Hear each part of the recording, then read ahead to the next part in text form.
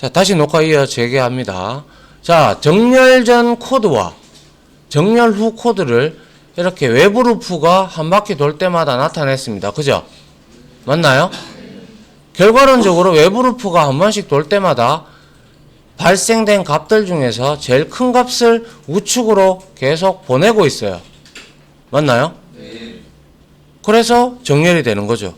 그래서 토탈 얘는 20번을 돌립니다. 맞나요? 20번을 돌면서 여기에서 값 비교를 하고 있죠. 맞나요? 네. 그래서 이 조건에 만족을 하면 여기서 정렬을 값을 바꾸는 코드죠.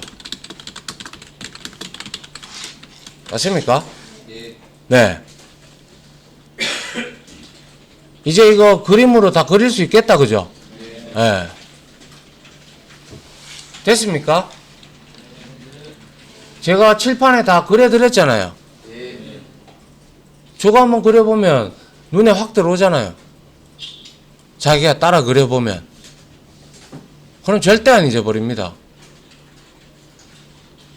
맞죠? 자, 질문.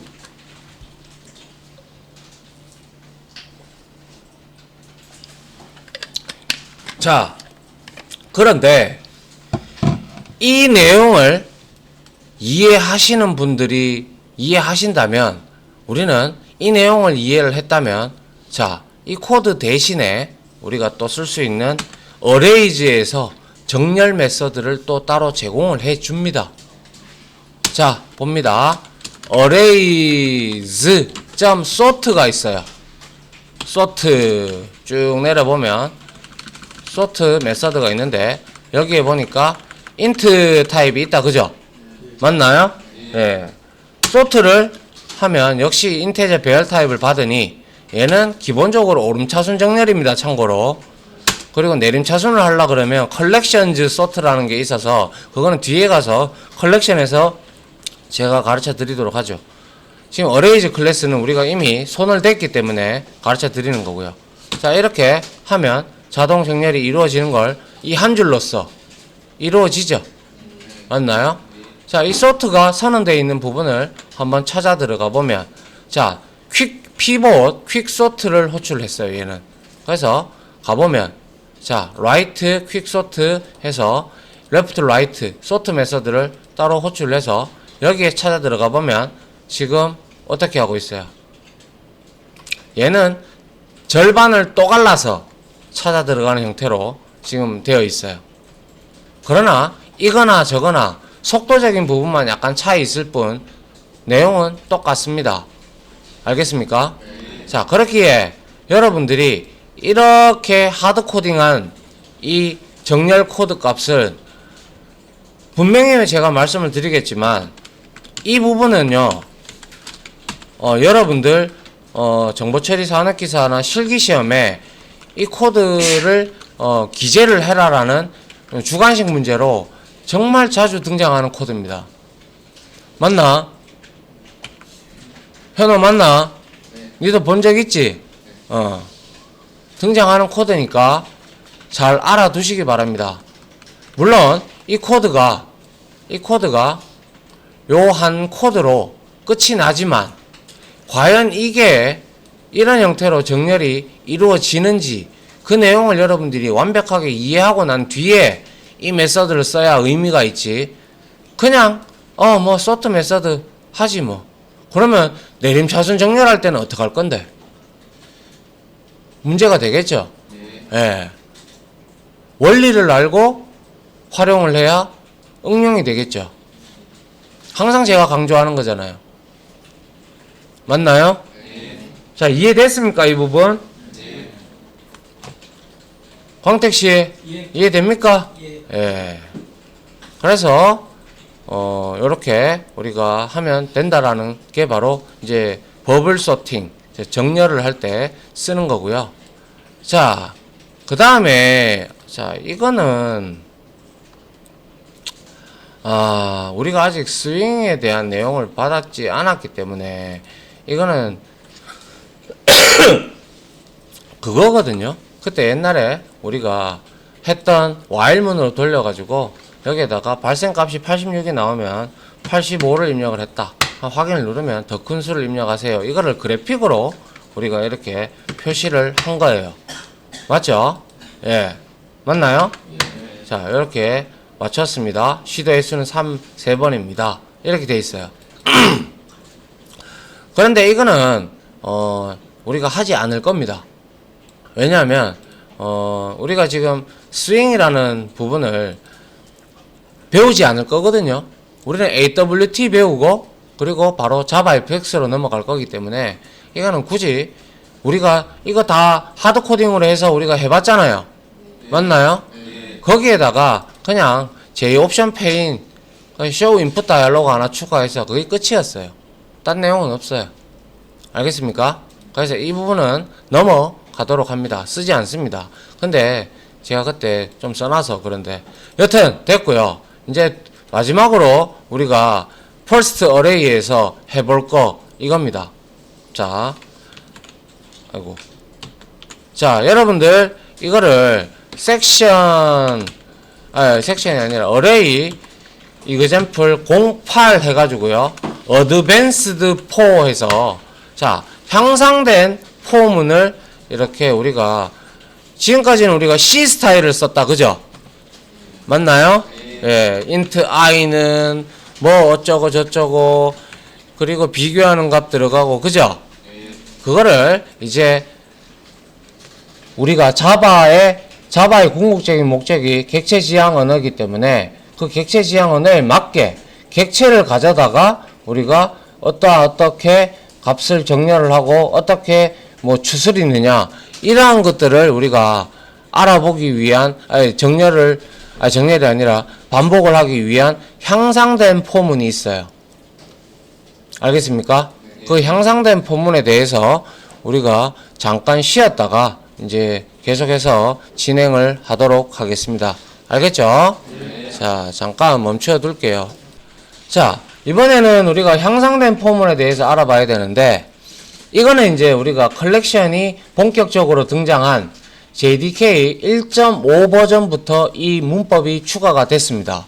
그래서 지금에 있어서는 아주 널리 사용이 되고 있습니다. 그러니까 여러분들도 반드시 이 코드를 보고 이게 포문이긴 포문인데 이게 뭐 이런 포문이 다 있지 이런 생각을 하면 안 되고요. 한번 여러분들도 배워보시면 그렇게 어렵지 않을 거라고 사료됩니다. 오히려 더 이게 소위 말해서 그걸 없애줘요. Array Index Out of Bounds Exception이라는 그 예외를 많이 잡아주는 포문입니다. 아시겠어요? 자, 한번 보죠. 자, 예를 들어서 지금까지는 우리가 이렇게 했다, 그죠? int 배열 이렇게 해서 int scores 여기에다가 해놓고 자, new int 하고 여기에다가 바로 초기화를 할게요. 100, 90, 80, 70, 100 이렇게 5개의 방을 만들었다고 선언과 동시에 초기화를 했다고 칩시다. 근데 내가 이거를 전부 다 썸을 하고 싶어. 그죠?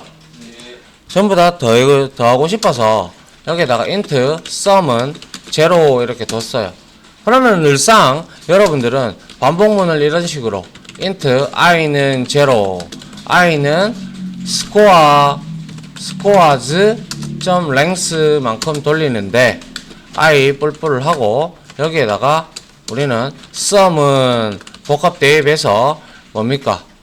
scores의 i 번째 값을 이렇게 누적을 해 간다는 거죠. 맞습니까? 네. 자, 이렇게 해서 우리가 sys out 해서 여기다가 총합 이렇게 해서 여기다가 sum이라고 여러분들은 의례적으로 구하실 겁니다. 맞죠? 네. 이렇게 해서 실행을 해보면 총 440점이 나왔고 여기서 우리는 length로 나눠서 더블 타입으로 바꿔주면 평균도 구할 수도 있습니다. 맞나요? 네. 예. 그러면 이거는 제가 말씀드렸다시피 C 언어 스타일의 포문입니다. 포문 형식이에요. 그래서 호환성을 위해서 이 C 언어의 이제 이러한 문법들을 자바에서는 다 수용을 한 거예요. 호환을 위해서. 자, 그런데 이거를 내가 어떻게 향상된 포문으로 바꿀 수 있느냐? 아주 간단합니다. 자, 향상된 포문을 통한 합계 구하기 이렇게 해서 한번 봅니다. 자, 먼저 포는 똑같습니다. 그리고 이제 향상된 포문 같은 경우는 괄호를 이렇게 열고요. 자, 이렇게 두 군데로 나눠요. 콜론이 들어갑니다. 콜론. 세미콜론이 들어갔다. C 언어에서는 그죠? 두 개의 세미콜론이 들어갔고 세 개의 값들이 들어갔다. 그죠? 그런데 향상된 포문에는 두 개만 들어가면 됩니다.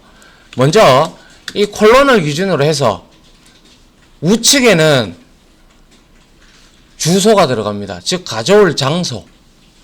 여기서 배열의 주소를 알고 있는 놈이 누구죠?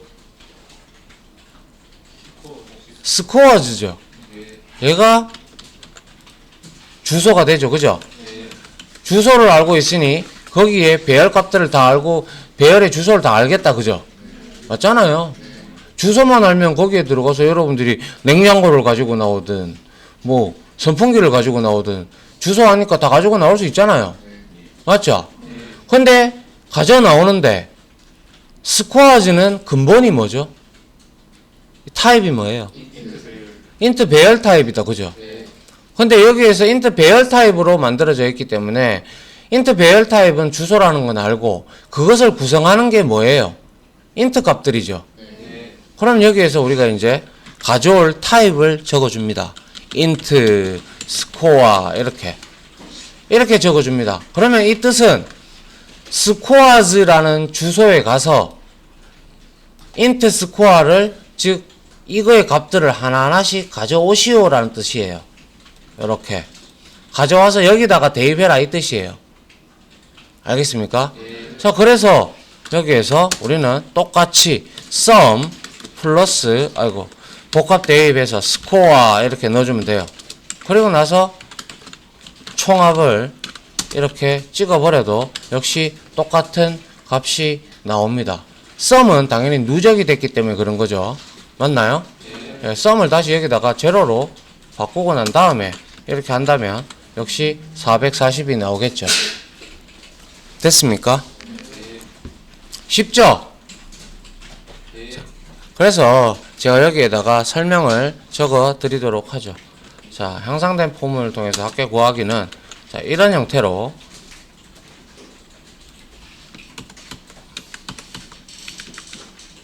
향상된 포문은 뒤에 컬렉션 프레임워크이라고 객체들의 집합에서 아주 자주 사용됩니다.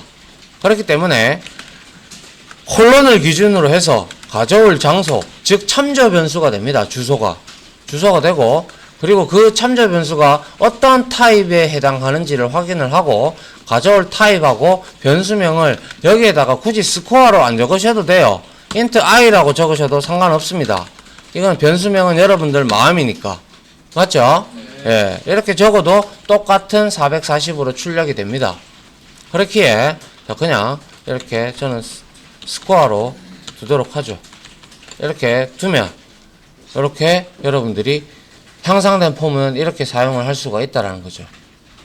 그렇게 되면 여기서 제가 얘가 등장한 이유를 보시게 되면 자, 얘 같은 경우는 얘하고 비교를 해보면요.